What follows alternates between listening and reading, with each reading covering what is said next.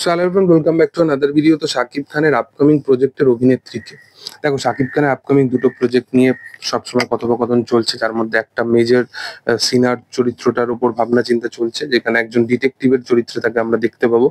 এই কাজটায় মূলত কোনো অভিনেত্রী থাকবে কিনা আমি জানি না, এবং এই কাজটার প্রজেক্টটাই এমন, এই গল্পটাই এমন বা এই চরিত্রটা এমন যেখানে মেগাস্টার হয়তো ইনভেস্টিগেট করবে, এরকম সামথিং কিছু হতে পারে, নাহলে সে নিজে মেজর সিনার চরিত্র করবে।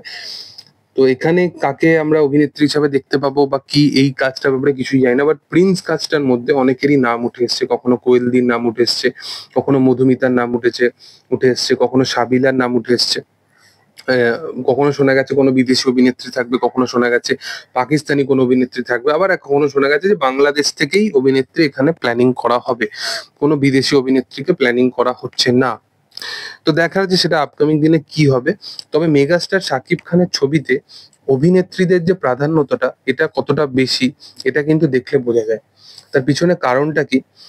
মেগাস্টার শাকিব খান শুধুমাত্র নিজের চরিত্রের উপর গুরুত্বটা দেয় না, তার আশেপাশে যে সমস্ত পার্শ্ব চরিত্রগুলো আছে সে কিন্তু সেগুলোর উপর ধ্যান দেয়।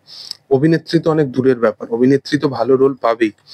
আজকে শ্যাম ভট্টাচার্য যে বরবাদ সিনেমার মধ্যে পার্ট ছিল বা অংশ ছিল, সে যতক্ষণ ছিল জিল্লুর চরিত্রটা, ওই চরিত্রটা কিন্তু মানুষের মনে দাগ কাটতে পেরেছে। মানুষটার মানে ওই চরিত্রটার মধ্যে বেশি ডায়লগ ছিল না, ওই চরিত্রটা বেশি কথা বলে না, শুধুমাত্র সে তার বসের পাশাপাশি দাঁড়িয়ে থাকে।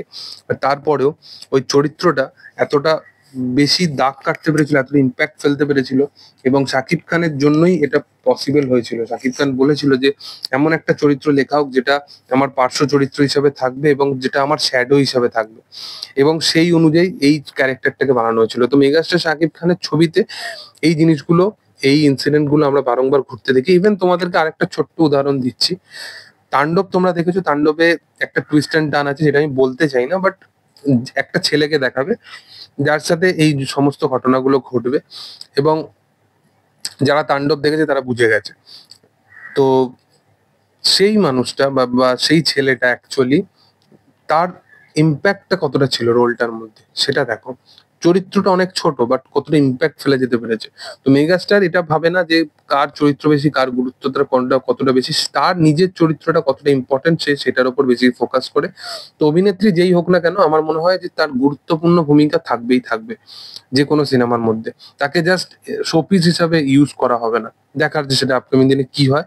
তো তোমাদের কি বক্তব্য এই বিষয়ের উপর, সেটা কমেন্ট সেকশনে জানাতে পারো। ভিডিও ভালো লাগলে অবশ্যই লাইক করো, শেয়ার করো, সাবস্ক্রাইব করো চ্যানেলটিকে, পাশে থাকা বেল আইকনটা অবশ্যই প্রেস করে দিও। Thank you all, by.